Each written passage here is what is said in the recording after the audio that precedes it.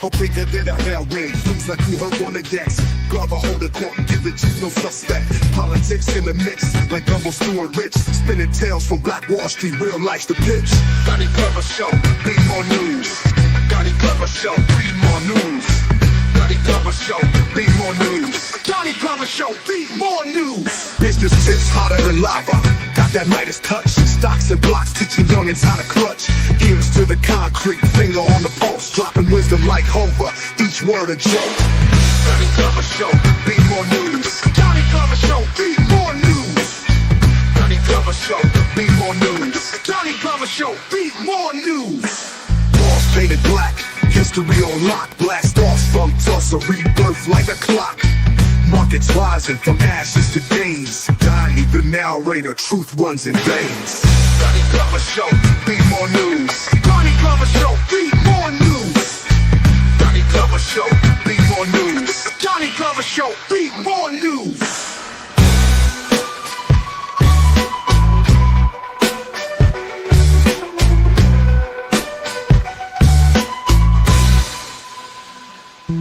Business tips hotter than lava. Got that Midas touch. Stocks and blocks teaching youngins how to clutch. Ears to the concrete, finger on the pulse. Dropping wisdom like Hover, each word a joke. Donnie Glover Show, read more news. Donnie Glover Show, read more news. Donnie Glover Show, read more news. Donnie Glover Show, read more news. Walls painted black, history on lock. Blast off from Tulsa, rebirth like a clock. Markets rising from ashes to gains. Donnie the narrator, truth runs in veins. Donnie Glover Show, read more news. Donnie Glover Show, read more news. Donnie Glover Show, read more news. Donnie Glover Show, read more news.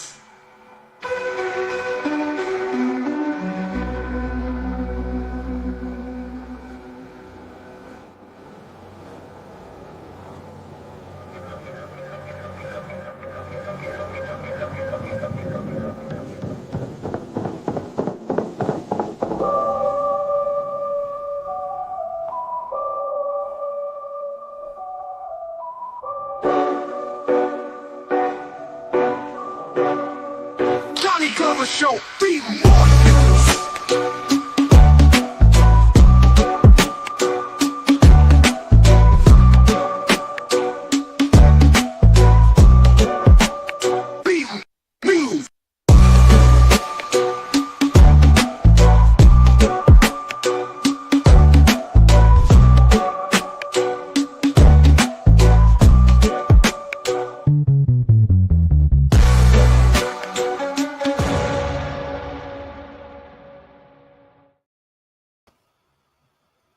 First name's Donnie, last name's Glover. In it to win it for the long haul, baby. We're talking about indigenous peoples tonight. Who are we? Hebrews, Moors, Native American, all three. We ask that the good Lord bless this show. Do want to take a moment and plug my books. Don't do it well enough, often enough, but we getting better. Unapologetically Black, that was 2015. I Am Black Wall Street, how those black people got to Oklahoma in the first place. Journalpreneur, the intersection of journalism and entrepreneurship, pioneering the digital age of black journalism. And this fresh out about a month ago, Black Blueprint, Baltimore to Burkina Faso. We go into life lessons, politics, building, what this show has come to be. But nonetheless, let's get to today's panel. Got Planet Wells. Hey, my brother. Greetings. How are you, sir?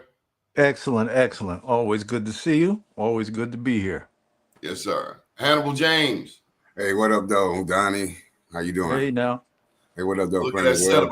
I see that setup. I see the setup. Yes, sir. Straight out of East Baltimore, Mafia Shakur. Good evening, sir. Man, peace, man. Yes. Peace, Peace, Hey, what up, peace. Glad to be back. All right. Yeah, they had an Good, good. APB out on you. Yeah, I was down, man. I don't know if it was something I ate or something, but I had to get myself together. Well, you feeling good? Yeah, I'm back on my feet. You on point? Yeah. Good, good. Yes, sir. I had to sleep it up. Okay. So, gentlemen, how was your day today? Well, I had a good day today. It was a good day. Good day. Good day. Yeah, peaceful. Mm-hmm. A lot of things going on in the news, including this president. Boy, he just don't quit, will he? Nah, Yeah, What do you no, do now? that's his job to stay relevant. You know he gonna that's stay his gig. relevant. We got another guest with us. Got the general. All right, there he is. Peace, my brother. Peace. What up there, Horace? All right. My brother. Got a little history for you to get started. I'm always trying to catch something to help make the show a little more interesting all the time.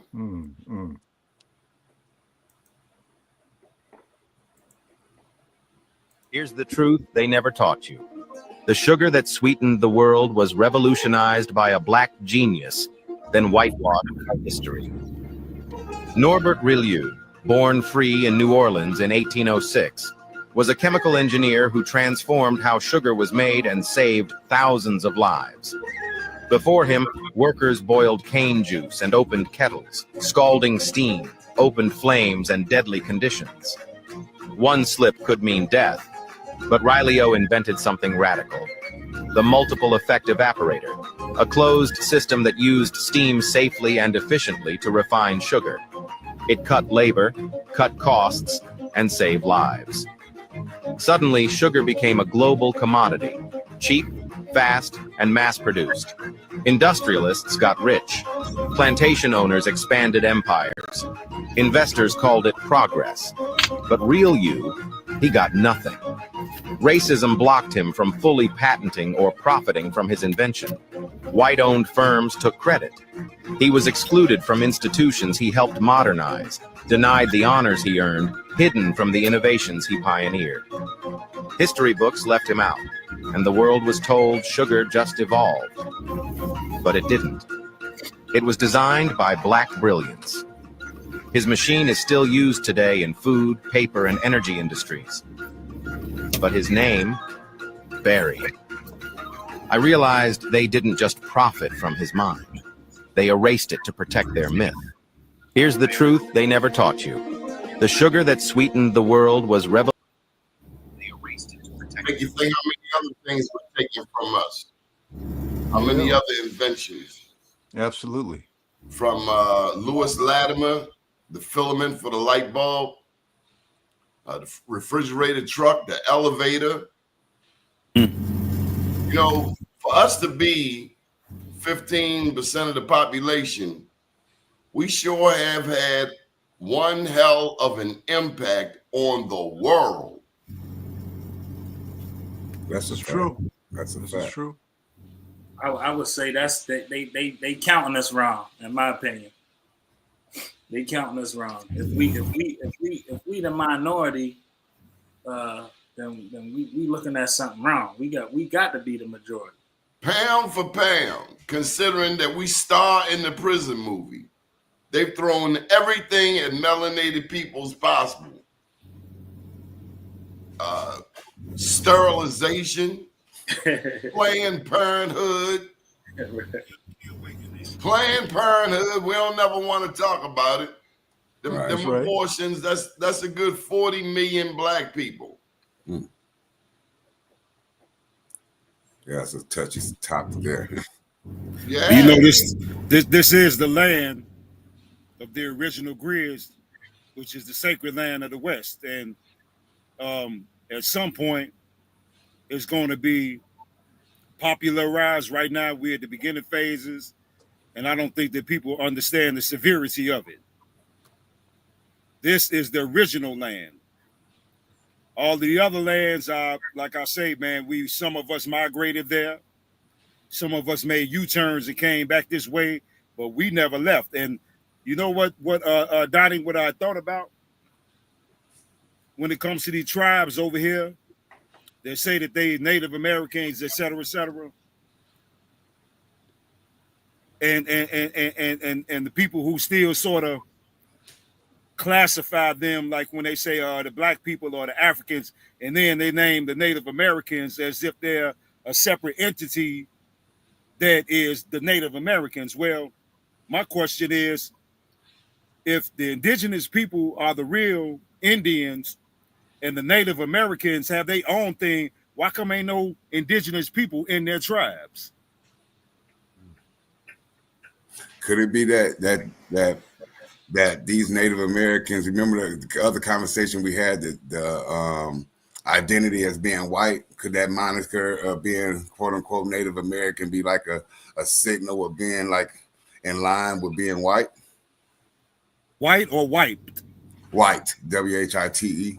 Well, I mean, just to wipe us out of the picture, yeah. But I'm saying that, yeah, of course, with that in itself, it sort of goes without saying. But I'm saying to the point that they stole our identity. We know that.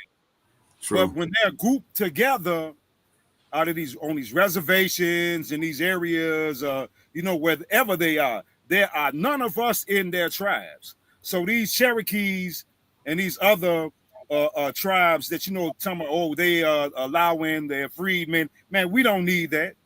Right. Y'all haven't been wanting us in y'all tribes all this time, but now all of a sudden that y'all know that the truth is coming out, and eventually y'all probably end up being taken back where y'all come from. Now y'all want to induct us into some stuff that we really don't need that. But I'm just saying that the indigenous people of this land are us. Here we got the Native Americans. There are no indigenous people in any of these Native American tribes. Right. We look at the I think like that's it. You raise a good point, because we don't see us in them tribes, but we're there. Like amongst like them Nesmans and them Tuscaroras and them Cherus and them Lumbees and them no man, them people ain't, those people are mulattoes, man. Those tribes that you're naming are amalgamated groups of people that are no different from the Siberians, so to speak. You can't have a whole group of Lumbee Indians that look like Puerto Ricans somewhere, and they don't even have not one person that's 100% melanated that doesn't look like what Dr. Malachi Zior call them neutrinoids. You don't know what they are. One of us, you can't mistake either one of us for a Chinese dude, or you can't mistake us for a white guy. You know what we are when you look at us, but them, you can't even tell what they are, man, when you look at them. I think it comes with the reclassification, Horace, because we still trying to identify even who we are as to what tribal culture or what tribal name that we taking on. You know what I'm saying? Because in the bloodline, we not just one tribe anyway. You know what I'm saying? No one of us is going to be just one tribe, according to who your great grandparents was marrying and what tribes they came from and all of that. So it's still a reclassification of what we base the show about is about who are we. So the more we can identify with who we are, we know how to move or who we can move with. You know what I'm saying? It's like, I feel like it's like just the same like how they was accepting us in Africa to be Ghanaians or whatever that was about. We could do the same thing on the reservations if we know what we taking on. You know what I'm saying? As far as is this your tribe? So if somebody come from Cherokee, they can go to the Cherokee reservation and do the investigation and live in the ways that of the so-called people and bridge the gap. We not living in that where the bridge between where the gap is. We not on the reservations, nor do we necessarily care to be on the reservations. You know what I'm saying? So that's another thing do we want to be there? What do they have at the reservation that we need access to, or outside of the name and the title or the governmental position that they hold? And Well, saying so I that, think that if we were to just say me and you, Mafia, went to the reservation and say we know so and so, let us in. It's more so like we would be accepted to come in, but on a larger scale, we wouldn't be wanted there. I understand that.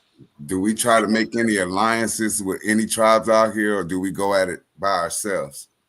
We Well, we already are- got our tribe. You know who your people No, are. I'm when you saying, walk I'm in the saying street. with the ones that's quote unquote, like Horace said, Native Americans. Do we try to fit in with them, or try to make some allegiances, no. alliances with them, or do No. we just No. so Hell what do no. so How where's would the we, man? foundation at? For I'm what? just saying. I'm saying like what it don't make no sense to even research. So let's start here now. Well, I mean, just and not for even the thinking sake of about the understanding, past. so we don't get mixed up into thinking that we should blend in with a group of Oh, people. I agree with you. Not to blend in, because shit, the blend. Excuse my language. The blending in is what got us where we at now. You get what I mean? All right, I want to welcome to the show Marsha Jews. Marsha, you got Indian in your family? Not that I know of. Hey, stop playing with the camera. What I'm you just doing? trying to see. Go ahead. Oh, we see you. That's my sister, y'all. All Peace, right. peace, sister, peace. Peace. Y'all can have her. I'm good. my brother from another mother. How Right, y'all right. doing today? All right. Good. Good. Yeah. So, But so I where are we? feel What y'all been talking about? we was talking about if we should integrate with the so-called Native Americans that's on the reservations, or how do we go about being our own tribe as opposed to integrating? Well, see, those people, they don't like us. You may have a small percentage of them that may accept us, or you may have some of them that like us more than another tribe would. But as the original tribes on this land that we call Turtle Island, man, they don't like us because they would have been trying to come into contact with us all of these years. Yes, They would have been trying to get us into the tribes and let us know, like, hey, man, y'all are the real Indians. But they haven't been doing that because it was all about cutting us off from the land itself. You see what I'm saying? And that's what the whole ordeal has been about this whole time, to disconnect us from this land. Y'all from Africa.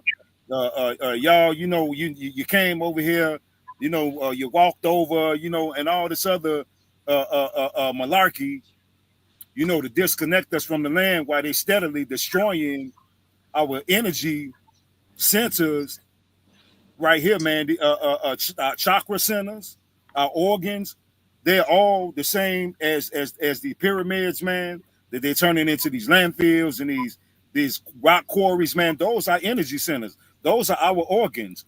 Those are our chakras that they're destroying and keeping us confused. But I'm not going to take up too much time on this because I don't know but it came to me earlier, like if all of these Indians on these reservations in these other parts, man, don't look like us, then why, and we the indigenous people, you mean not one of us is in the tribe, or a few of us, or the whole community of us, nobody's there except for a bunch of Puerto Rican looking, Mexican looking Indians? I'm just not buying the fake Indian lineage. That's all. Nah, I can agree I with think that. one of the things that's really interesting is that there are so many people that have come out of different parts of this nation, and they've collided in many ways. But what I've seen in the Midwest, I'm originally from Indiana, but around that whole South Bend, Michigan, Ohio, Wisconsin, there are a lot of Native Americans in that area, but there's no relationship. They're very, what I've seen in the Midwest, and I'm now back in Baltimore, and I don't see any of that really. But at that time when I was there, they were very isolated in those states. So Indiana, Ohio, Illinois, Michigan, Wisconsin. But beyond that, it was rare. Oh, and Tennessee got a lot of people who were Native American, but we didn't see that in that most of the time. Well, do those Northern Americans that you're talking about, do they look like us, or do they look like Mexicans? Many of them look more like Mexican than they do Black people. That's what I'm talking about. Yeah. But I feel like, just to chime in, like I say, I feel we already have what we need to consider ourselves tribes. We have brothers who have land that we can, connect with, and bring financial or economic gain to this piece of land by bringing people there, by educating us on the ways of the land as far as in agriculture and things of that sort. So it's like anything that we looking for or what we looking to them to come off that's ours, we not necessarily in that fight. I feel we still gotta step by step as to what we already have, to our resources to build what we would call a reservation, or start building out small towns, like how we say buy back the block, just on a different aspect of it as far as in being more land resourceful as far as in how we feed ourselves and how we nurture the land and things of that sort. But don't we need to have some sort of relationship with some of these communities? Everybody seems so detached. How do we bring it together where we can? There's so many different tribes, and they're coming out of the Dakotas, and they're coming out of some of the Tennessee hills, and who knows where else. I mean, I've not done any real research, but what is it that we should be doing in order to develop relationships? How do we even get to the beginning point to be together? With who though? Who wants the relationships? Like if we talking about the Mexican Indians, or we talking about relationships among ourselves, you know what I'm saying? Because it all depends on. I think we'll be in the same box from what I'm hearing. I think because no one said the right to self-determination, the right to build your own, the right to be your own governing force, the right to have your own hospitals and your own police, the right to your own constitution. This is what this is all about. 1790s, the natural lineal descent was taken away. We got to go through the South with the Muskogees and the Cherokees and all this stuff. 1790s, when this country became a country. And on the side of that was Native Americans. People don't watch that stuff. People say, well, it's all Mongoloids in the tribe. No, it's not. I live here in Detroit with the Penobscot Indians, and they look just like me. Makiba Weaver, Shabata Weaver, these is my friends. They look just like me, same complexion. You know what I'm saying? So we are in them tribes. Like with the Muskogees. We are in them tribes. We're there. We just don't see them. We ask people, okay, if I ask the panel right now, besides the Cherokee, Chickasaw, Choctaw, Muskogee Creek, or anybody else, name a friend that you got in another tribe. And that'd be hard for the majority of us to say. Mm-hmm. You know what I mean? It's like she said, we need alliances. We need to know who they are. So on that, let me just jump in here. We got to give Candy Bar. You do not want to get us started. Give her some love. Restore what was stolen. Restoration. And then from Diane Fitzgerald, we, the Naji, did I pronounce that correctly? Yes, sir. Mm-hmm. Of Turtle Island have a blood type that they do not have, as well as it being the oldest blood type known to man. And hell to the no, we should not link up with the Native Americans. She said, I'm with you, Diane Fitzgerald, on that one. Hell to the no. Did you hear that, Marshall Jews? I can't stop laughing. I gotta deal with the laugh first. But the reality is that how do we even begin to have that? When you go to Wisconsin and some of those areas in Illinois and Michigan, especially when you get up into Michigan, how do you even start those conversations? I mean, we're starting it now, or we're having it now, but then how do we branch out and start bringing people in? Are there different tribes that we need to connect with, or how do we connect with them? to even have a drop conversation. drop your tribe in the comments and make sure you like and subscribe. Well, see, before the European came here, we didn't have Yamasee. tribal names. We recognized each other by our feathers and by our totem poles, but we didn't necessarily classify ourselves as anything. The names that are attached to the tribes now are named that the Europeans named because of maybe a certain word we spoke, or when we made a comment about something, like if we said just say like what's the river up there, the Ohio River is really the Maumee River. So if we was to use Maumee, the next thing you know, they name a whole tribe of people Mauamees. And then 500 years later, you thinking that it was a tribe named Maumee 600 years ago. It wasn't. So all of these different tribal names are phony names in their origin from the get-go. Yamasee in the comments, Yeah. Creek in the comments, Tuscarora. Yeah, Tuscarora. See, that's I think- what that's I my think that thing. Yes, sir. I think that it's Nishi. a mistake to seek validation Nishi. from anybody other than yourself. That's right. Now, when you are yourself, if there are others that resonate with the energy, They're not. that's cool. That's cool. Right? But I would not seek validation from anybody. I'm a sovereign being. Right? And I get together with my other sovereign beings that resonate with me. Right? But I think that is the trick of the colonialists, making everybody fight for validation of their existence. That's madness. Just leave them alone. Leave them alone. Candy, I hear you saying Niji. Hey, Elder Wells, I'm with you there, Elder. Yeah, we don't go. Yeah. Why would we validate? Because they've been here all this time. Correct. If I'm somewhere and you ain't said hello in all this time, don't start now. If I've taken on the identity of the people across the street, I'm gonna go across the street and say, hey man, this what I got over here is really y'all's, man. You welcome here.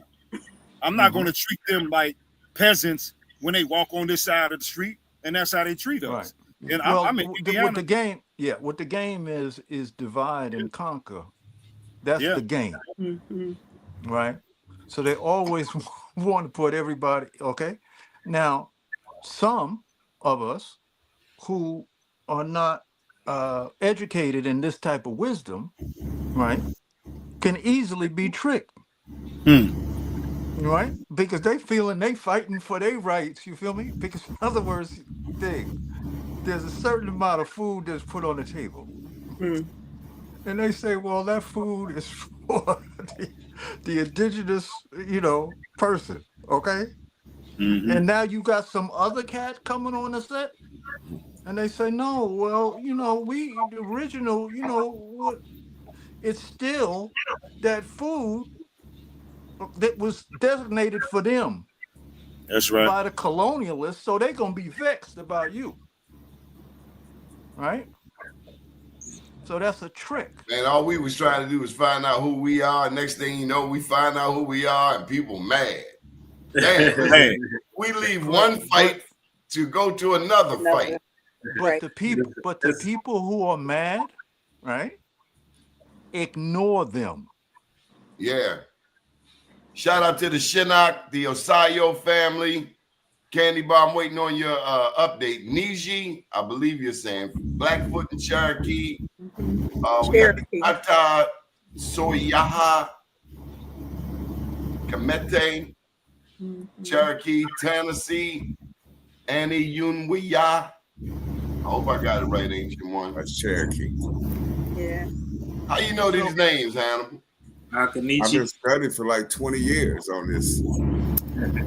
So my mother's side come from like the Virginia and Maryland tribes. My father's side come from the southern tribes, what you'll say the Creek, Cherokee, Choctaw, Chickasaws, and Yamasees, and all them type of people, where they basically all Creeks, or what you call Mayans, ancient Mayans or Olmecs. So that's what the bottom line is. And I know the picture of them Mayans is unmistakable. They got melanin. Yes. Yeah. They real chocolate. They real chocolate. Just like the Mayans in the Sun pyramids, and like the people that's in the pyramids of Giza. I like this one here. We are the only Americans in the United States of America. Yes, that's right. And for the longest time, I got to tell you, I thought America came from Amerigo Vespucci, but y'all told me that's not so. Yeah, that was another misinformation. Mm-hmm. As we started waking up, they fed us different things along the journey to stunt that what we was uncovering. And I'm with Horace. Okay. Kemet TV, she coming after you. Diane Fitzgerald ain't playing. I always wondered about Kemet TV. Dude, I mean, if Kemet TV don't like Native American discussions, why are you always up in the middle of them? That's the problem. He here to learn, though. He here to learn. He just like to push the buttons while he learning. That's all. Well, be nice, Kemet. Has anybody really outlined areas in the United States so that we can all see where all of the tribes are and how we interface with them? Your people in the Southeast. Okay, now also in relationship to what my brother was speaking on, is what is it pre-tribe? Right? Okay, so pre-tribe, right, would be us getting together and resonating with each other. All the world. Then this particular area, okay, you could identify it as that. That location. So all you all gathered together there, and so you put a name to it, right? But now that's what we need to do now. Yeah. Come on, we don't need to join nobody else's gig. We doing this is the seeds of that right now. Yeah, we identified each other by the rivers. We was that's why they say native and nature people, because we identified by the rivers, the trees, the type of environment that we were surrounded by, and the ways of the people themselves. So that's where we at. Like we saying, we are the tribe. We are the ones that's putting forth what we see fit to shape the new world, so to speak. You know what I'm saying? This is the council. The music get me. See, that's one thing you can always tell us by the music. Say what you want. There's a certain rhythm that we identify with, and it's unmistakable. And it's hard to imitate. Hard to imitate our music. But they do it all over the world, even in the hip hop world. In Japan, yeah. You know. Everybody want to dance like you, Mafia. They got the science. They studied the science of it, because they like it's just like clapping. If you clapping omits a certain vibration and frequency. So we are happy people. We're tribal people. That's why we do the dances and the things that we do. So they try to stunt that by distorting the frequency that we permit. And they and by them imitating us, it don't produce the same frequency. And that's how we start following behind that. And now we distorted, and our clap don't sound the same now. All off beat. And I wanted to say that, remember when I was mentioning the gangs in Chicago. Mm-hmm. Right, and how the tribes played out the same way that they played out in the ancient days. Well, back in the 80s and 90s, it was a thing called a finball, and the finball was the five. So all of the organizations that was under the five, and I don't care, man, if you were from the South Side and you went way up north to a neighborhood that you have never been to before, you was finball. It was all love. So it's the same thing of how we did, like how the elder was saying that we just resonated with each other, man. We didn't have to have no type of titles. As soon as, and then as a loving as a people as we are, you know, man, we might be from South Carolina and go to Wisconsin, and as soon as they see us, man, they're gonna treat us like we family because that's our nature. So that's what they wipe away from us, man, is somewhere down the line. Well, you know, it's really interesting. I grew up in South Bend, Indiana, and what we ended up doing is a lot in the connection between Wisconsin, Michigan, and Indiana, parts of Ohio. But you could see the difference in some of the people. A lot of people didn't really talk about the tribes, quote unquote, but you could see it in how they dressed, what they wore, how their hair looks, the type of hair that they had. And bringing all of that together was very interesting growing up. So we used to go, I went to a camp called Camp Tanaduna, and that was part of it. And I'm sitting here thinking, I was like, oh, well, that's something that we talked about because we had a camp that was near Lake Michigan. And we talked about that and we learned about that. Now, that's back in the day. But here we are now having a conversation. I haven't had a conversation about anybody in the Midwest in 30, 40, 50 years. You know, how do we now say, okay, this is what we really need? And how do we maybe everybody gets on a bus and goes and we start looking and seeing what's actually happening in parts of the Midwest? Now, that's where I grew up, and we saw different people, Native Americans in different areas in that Indiana, Michigan, Ohio area, and Illinois, parts of Illinois. Well, and it's ironic that you said that because I'm in Indiana right now. Oh, where? For my GPS, I'm in Edinburgh, Indiana. Okay, so that's south. Yes, right outside of Indianapolis. Yeah. So I'm from South Bend. That's right. It's right near the state line of Michigan. Yeah, and see how Notre I know Dame. You think of Notre Dame?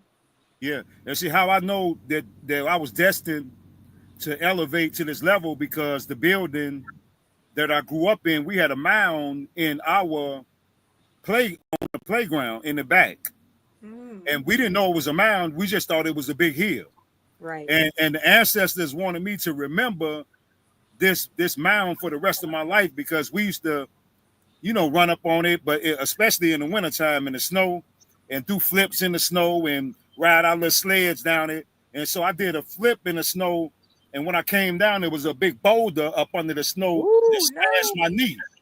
I think I had to be about 12 years old, but I could never forget that. But now they have leveled that mound. And so if you go back there, it's just a concrete slab now. So the generations that are coming up, they would never know that it was an ancient mound right there. But I know because I played on that mound as a child.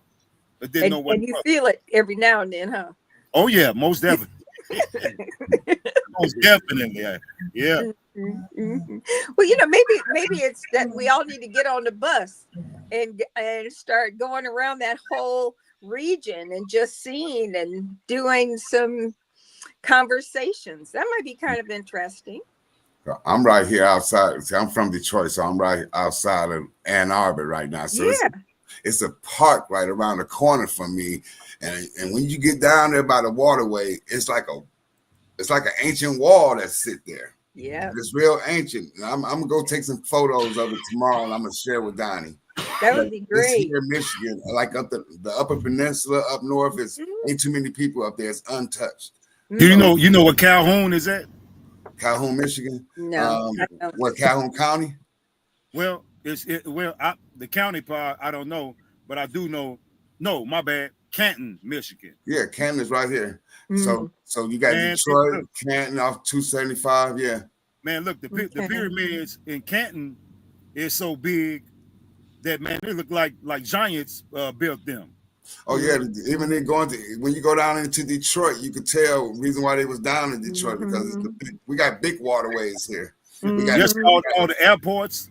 They built airports on top of our pyramids. Yeah, like in Detroit, they just bulldoze it and just build on top of the stuff. Yeah, that pyramid, that airport the pyramid that the airport in Atlanta sits on top of is so big, man. That thing is colossal. Or yeah, up here in Chicago at the O'Hare Airport, that's a series of pyramids that they build up on, man. And they left one, so you had these this tribe, and I forgot what the name, but they wanted to save this one pyramid called the Serpent Mound.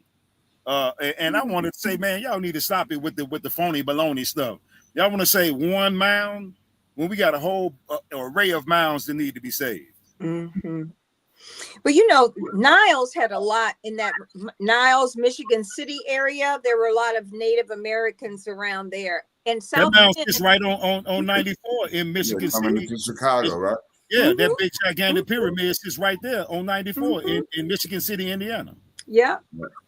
Well, my family, we used to go up there all the time, and Paradise Lake and some of those areas there were a lot of Native Americans in that region.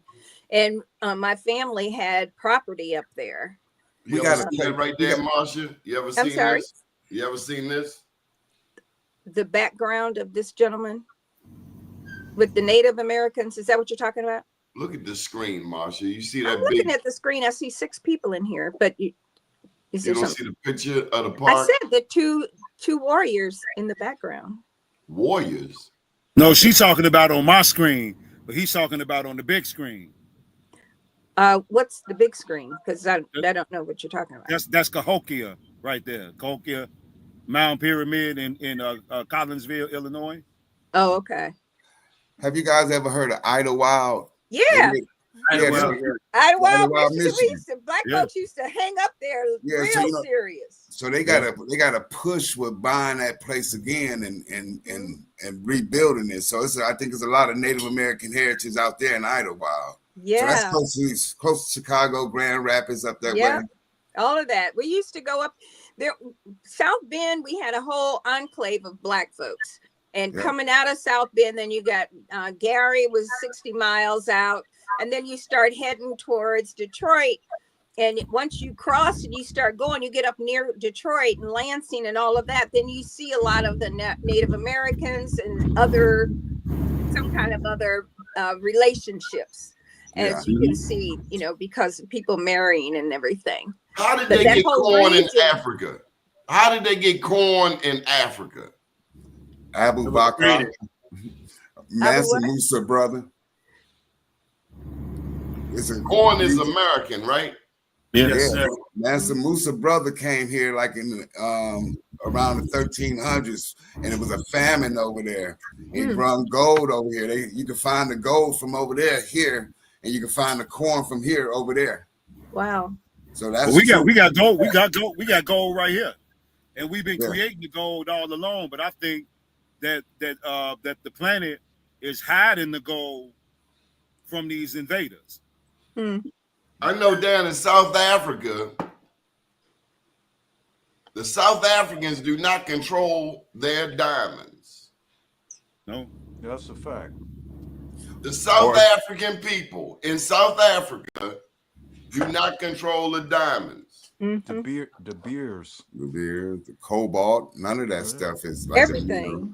They got some white Jews that got more control over South Africa's diamonds than the indigenous people of South Africa. A whole mafia. Yeah, but that's what they do. Russia. Yeah. That's why I support my man Julius Malema like I do. Getting back to the antiquity and the relationship of the mounds and these megalithic structures, right? Seems to me that was very, very important to them, right? So you can take that into the arena of the music, and you can see that the music that they were creating, right, was not for a commercial situation. It wasn't to try to make it to get on the radio. Music was to connect with the Love. invisible realms and share that with each other. Love. That's why they outlawed that right away. So we got to forget about them and get into what we consider important. We're constantly trying to get this validation or equality. Man, you got to lead that. You got to be yourself a sovereign being and see who resonates with you. Period. Leave whoever else. That ain't your gig. Let them be them and you be you. But this constant seeking validation from people who have already distanced themselves from you, I ain't with that. I ain't with that. If they feel it, they'll come. That's it. That's And it. we haven't given them enough information to be able to even understand what they need to be looking at. True. You don't know what you don't know if nobody's presented it to you. If you're not hearing it, if your environment doesn't have that information for you to have access to, you certainly don't have it in the public school system. No. And so now what are we talking about? How do we get that information not only to our elders, but to our young people so that they understand who they are? That's and the purpose what of we this need show. to do.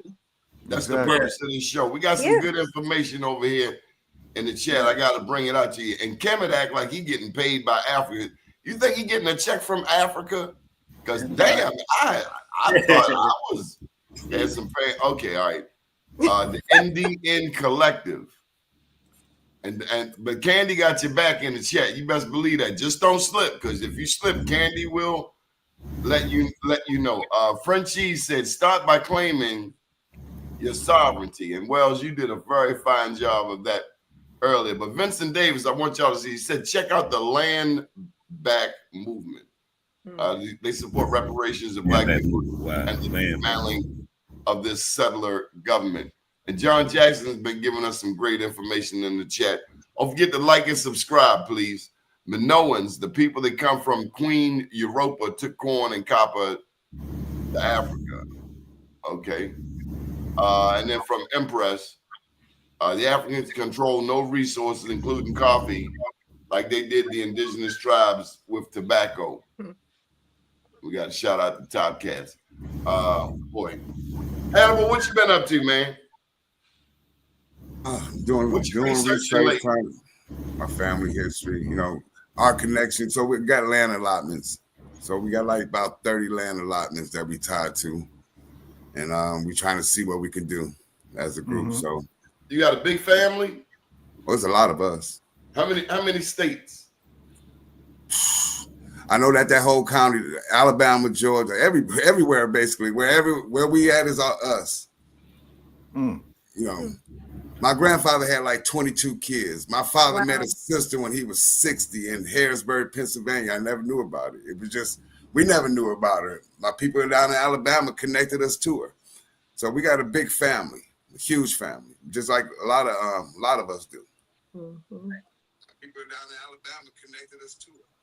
Yeah, that's. I think we all have a big family. That's why a lot of people were saying genealogy in the chat too. So like when you go with genealogy and you trace your bloodline, you're gonna find many different tribes and where your blood then crossing line, because it's only two people who is not related can make a family. So in the sense of that, it's going to broaden your horizon as to how widespread we already are. So like we say, this shows like this is where we start, because it don't stop. You gotta, when we get offline, we gotta be teaching this to the people every day. It's like my friends, they know when I come around, I'm only talking about this type of talk. We ain't talking about nothing else. We might take a break and talk about some sports or the weather or something. But other than that, you didn't tell me you know Teresa Davis, man. I get a phone call a day. Yeah, Teresa, that's my girl. So, Marsha, you see this here? Tell her what this is, Horace the Fourth. Oh, that's one of the pyramids up in Richmond, Indiana. Oh, where? Richmond. I don't know where that is. Is it south? That's Richmond is it's between the state line, the Kentucky state line between there and Louisville. Okay. I mean, and Indianapolis. So I'm heading that way, but it's dark now, so I'm not gonna be able to, get on there, man. And yeah, but yeah, that's Indiana right now. So like I said, they're unavoidable, man. They're everywhere. Huh. So Marsha, do you see the steps in this construction? Yes, that we have to make certain that we work together so that it can be built. No, the steps in the pyramid. Can you see the different levels? Am I supposed to be seeing it on the screen? Yes. It's different levels to it. Let me help you out. So Marsha, here's a question for you. I'm gonna put you on the spot. I don't mean no harm. Okay, you're gonna do it anyway. No, I got the gentleman watching me. I can't treat you bad in front of them. So look, hey y'all, let me tell you something. This is my ride or die. This one here can drive from Baltimore to New York and back in 4 hours.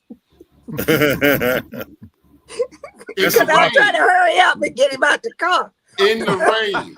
You trying to get me out the car, ain't that a blip? There's more to that story, but we won't tell it today. I don't feel like sharing all that right now. We won't tell it today. So Marsha, who has more pyramids, the Americas or Africa? Oh, pyramids. And I'm sharing with you right now that this is considered in this circle a pyramid. This is a mound pyramid made of land, but crafted by man.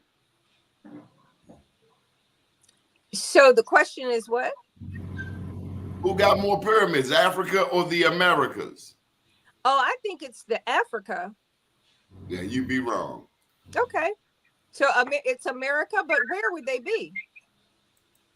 They got pyramids in Mexico as old as the ones in Egypt.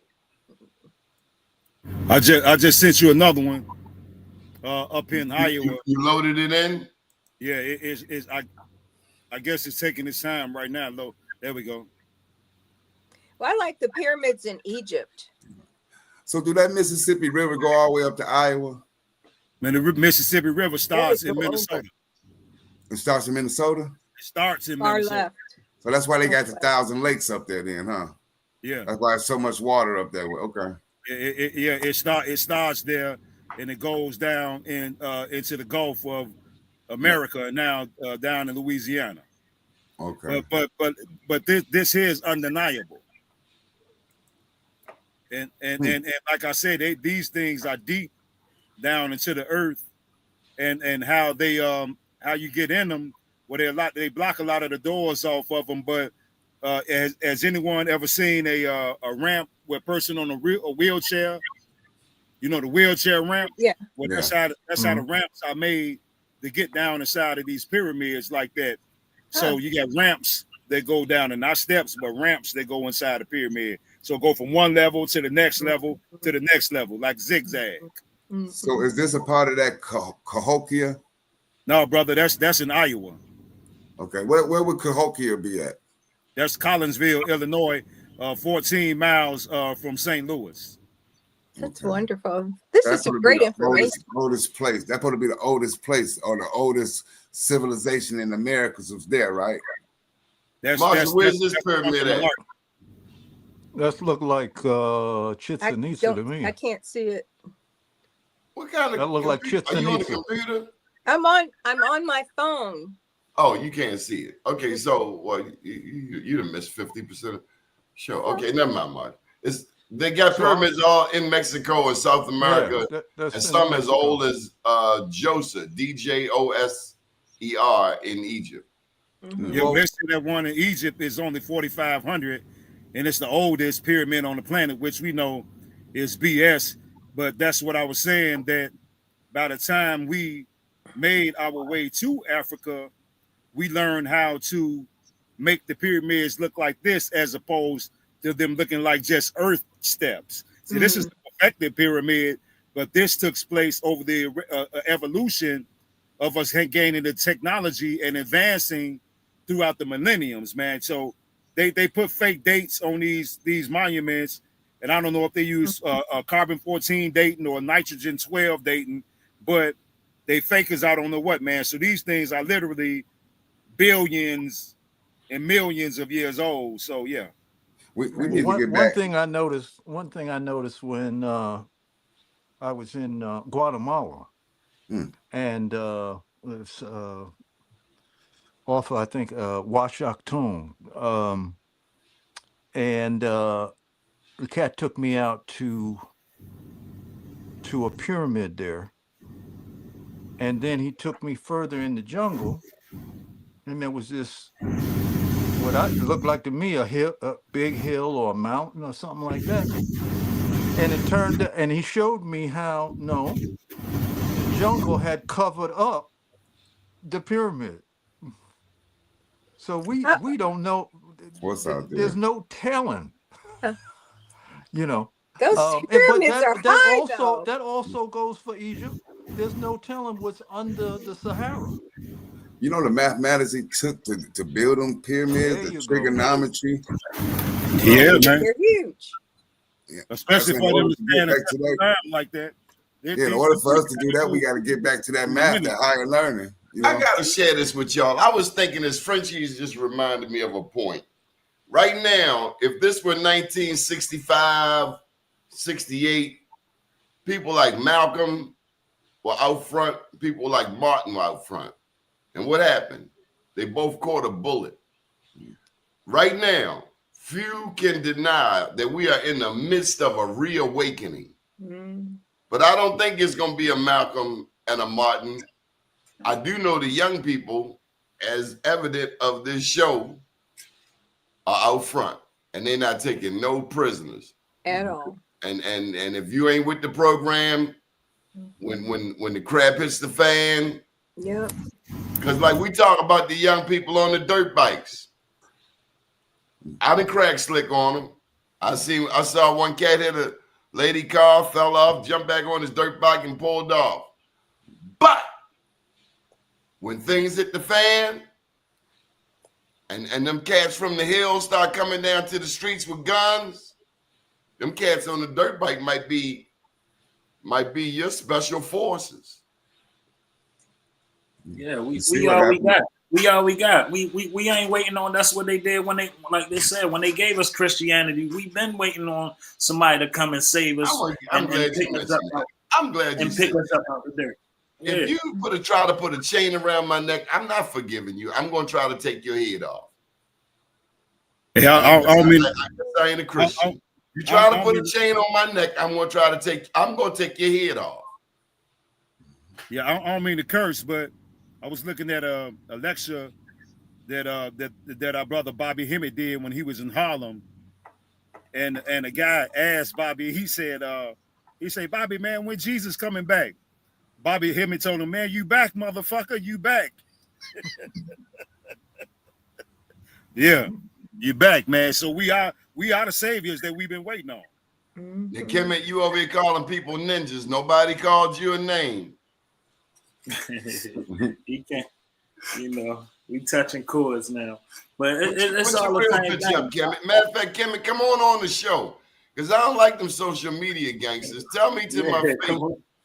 Hey, when you be starting the show, Donnie, Kemet there be looking at the countdown. He can't wait to get on. No, but I feel we have some great speakers out here. Like I say, when you give libation and give thanks, though, we have great speakers. I feel the impact that Martin and Malcolm X had, we didn't have this mass media. You see what I'm saying? So even the speakers that we do have that's giving us what we need, the people not tuned into that because we got so many other different medias pulling us in every direction. So it's good for people like us to bridge the gap and keep it and break it down into a layman's terms where it's more communicative as opposed to just lecture. Yeah, interaction. is very helpful to be able to exchange opposed to just listening. And then usually by the time the event is over or almost over, nobody really can have that exchange, which is really important, I think. So I have a question for you, Miss Jews, and you, Elder Wells. When the Black movement came about in y'all younger years, was it as powerful as what we are seeing now with I this think that, indigenous movement? yeah, I think that we were really more powerful then because we were just committed to it and we saw the injustice. And I came out of South Bend, but we had relatives in Chicago and Detroit and Ohio. And so bringing all that together and all the relationships from the east side of town to the west side of town, we were about the survival in our own communities. And we were dealing with a lot of crazy racism. My first day of junior high school, Susan Grove called me a dumbass nigger. I had to whoop her ass. That was my No, first that's day right. of junior high school, Right. in South Bend, Indiana. And I'm saying that because it's real. And that's what I came through coming out of that community. And we all lived in a Black enclave, but you didn't mess with it. We had an enclave on the east side. We had an enclave on the west side. We had an enclave on the southeast side. We were everywhere. We were situated, but we all could come together. We weren't taking down the east side or the west side or whatever. It was about how we were all going to survive through all that racism. That was what was cold-blooded. And you knew you had to go ahead and deal with what you had to deal with and what was in front of you. You didn't have an option. Because you couldn't go back. If you had to deal with some crazy racist white people, you couldn't leave there and not whoop somebody's behind. Because you couldn't go back in that Black neighborhood and not do it. Right. It was about everybody's survival. And no matter if you didn't like it being on the east side or the southeast side, but if it came down, if it was going down, everybody was going to be there. That's beautiful. Period. Well, I grew up in New York, Mount Vernon, New York, on Tecumseh Avenue, and I used to play on the steps of Malcolm X's house. Wow. And marched with Martin Luther King on Fifth Avenue when they were throwing shit at us from the high rises. Okay. All right. The vibe is this. The difference to me is back then it was survival and reactionary because they was so apparently on your neck. Right. They used to say, they keep their foot on your neck. That's what they used to say in Indiana. Also, like dreadlocks and stuff like this, man, they used to chase us, try to cut, wow, your hair, your own people, right? Because they had been so programmed that, this was too natural for them. They had been programmed into an unnatural state. Right. So now, okay, with the age of information and shows like this and whatnot, people are not so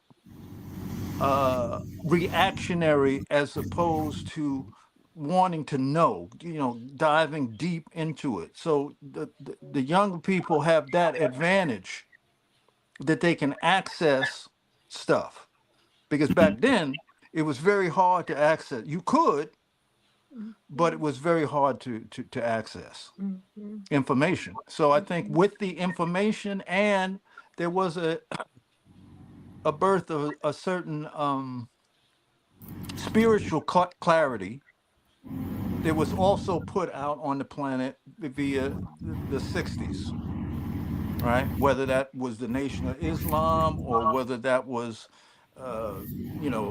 spiritualists coming from India or whatever. there was more of a thing, or like the brother was saying in terms of like Carlos Castaneda, that was in the culture of people were searching and inquiring, right? But Yes. I think that's strong. Well, it's more available now that you personally can access it, right? So in other words, back then you had to go to Malcolm's speech in Harlem, or so and so was there. You had to go, right? Now you can go on YouTube, see all of that, Yeah. every speech, so you have access. So that's a beautiful thing. Um, and the current commercialism and the current mania for the desire of money, okay, or the bling bling, or whatever the term has is representing a block to the real money, the real currency, which is your knowledge of self, right? So if That's we can it. help to steer uh, the consciousness of younger people to also include that in their program, that would be, I think, very vital. So this It has come is up before huge. on the show, Watson Break Mounds down in Louisiana. And I gotta tell y'all this because I've searched for a lot of pictures. What kills me is when companies like Alamy, Alamy, or some of the big names, they claim our Black history pictures, our melanated history, our indigenous history, and put their names on it. So they got some famous pictures out there, and the only way you can get it, you got some clown with a company that has secured copyrights to those pictures. I only say that because sometimes copyright infringement comes up in my line of work. But nonetheless, they got North Mounds and they got South Mounds. And this is something that people did not know about before. So please, Horace, you're the expert here. This is Sprakers, New York.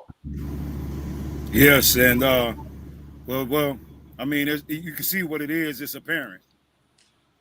So that's that particular structure. But now, right behind that is what would be considered one of the Appalachian Mountains. So now you have a step pyramid here, and then you have this questionable mountain, which still trying to figure that part out. But when you get up on them, you can see the bricks in them, and a lot of times the bricks, I think some of them are so old, and when you see how the bricks are layered in them, they're sort of sloppy, as opposed to the neatness of the Sun Pyramid in Mexico. Dee Dee, thank you for these pictures. Thank you, Dee Dee. Yeah, that's Sprakers, New York, man, up there by the across the highway from the Mohawk River. Right. Is it safe to say, Horace, that like all the mounds weren't built like they was built in Egypt, because they was like burial grounds as well, and not just like celebratorial or energetic centers? Well, I some think of they them were are mounds. both. Yeah, some of them are mounds, and most of the ones that are mounds are smaller in height, and then the ones that are burial mounds that are larger in heights is what I'm thinking is somebody who was very prominent, who they might have built over him because of his energy content or her energy content. Okay. Like I was saying, the majority of the golf courses across America are burial mounds. Mm, really? Yes, ma'am. They're burial mounds, and, That's and deep. yeah, I told you you're gonna learn something, Marsha, didn't I? Yeah. Yeah, that's powerful. And also, burial mounds don't use the Western view of a burial mound. Mm, It ain't like it's a cemetery. Right. It was very specific. There was very specific science and deeper connection of spirituality, of the transmigration of the soul in these areas, as well as the reverence for the, the person who had passed and moved on to his journey. But there's a deeper, uh, more, if you will, psychedelic reality to these mounds. Let me We're share this not. little bit of information with you. This is about the Adina and Hopewell. Thank you, Dee Dee. Bear with me a second. Existing for about 900 to 1,000 years, the Adina Mound, and that's the name of this, Adina and Hopewell. The Adina began mound building. This Adina culture began mound building in central and southern Ohio regions.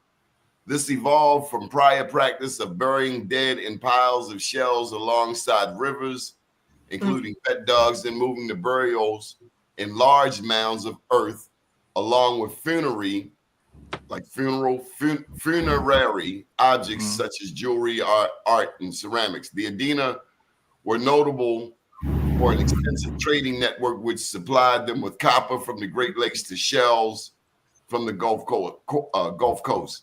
They developed agricultural practices, pottery, and artistic works, although still living semi-nomadic lives and relying on hunting and gathering.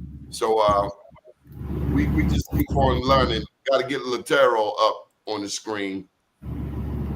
So you're calling the Mexican pyramids, but Mexicans didn't build those pyramids. Neither did their descendants.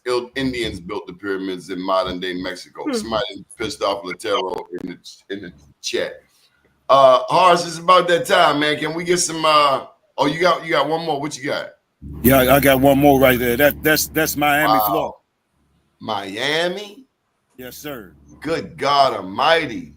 Y'all see that? Yes, sir. Good God Almighty! And Elder, like how you were saying, the deeper connection. Well, you know, remember when we were discussing, you know, in Carlos Castaneda book, I think it was The Power of Silence.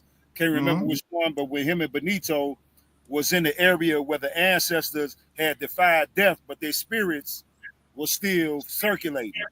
Exactly. Well, and what you just said is the same thing of those burial mounds that you're talking about. Correct. As well as some of these, well, the majority of these pyramids. That's why I said this is why they turned them into landfills. And I'm gonna share, you know, one more picture with you, Donnie. This is a picture that I had created. That I said that this is what is taking place when they put garbage inside of them. This is sort of gives you an idea of Oh, my bad. I done bumped the man. Jeez, I was trying to get rid of a picture. Wow. Come on, gentlemen. Wells, you seem sure hard to come back in a second. Well, you know, one of the things is when you see an image like that, you see a tremendous amount of technology, science, mathematics to be able to create something like that, right? And you see a specific intention that is not commercial, right? It's inherently spiritual. So if they felt so, you know, because when we're on this show, we're constantly bringing up things from antiquity that are beautiful and amazing. Well, what were they thinking? What were they thinking? Why was that important? We have to uncover that. That's where the magic is. We can't just like look at it from the perspective of, oh, it's a great museum piece. You know? Right. No, you know, I remember going to the Metropolitan Museum of Art, and they had a They had a museum of art, and they had a shaman's stick, and it had crystals on it, and it was, from antiquity. And all I could think about was, damn, could I break the glass and grab the thing and change the world and just hold this, you know what I mean? Make it active. Yeah. Make it active, Hmm. right? It's a lot. So it is our history, but it is us. Mhm. So we have to unlock that magic Yes. that flows through us. You know, Mm. I agree. that's the work. Mm-hmm. That's the work. Because we That's the live word. in very, very, very Hey, strange Hoss, my times. bad. It was my mistake. Come on, finish what you were saying there. Yeah, I was trying to give you a depiction on what it's like when they put these get with these this garbage. Landfills. Hmm. Yeah, there's garbage in these gases. Uh, Mm. in these pyramids. Here you go, right here, brother. You gonna kick me off again? No, No, no, you're no. here. You're here. Where I'm in? Oh, there I go. Okay, here we go.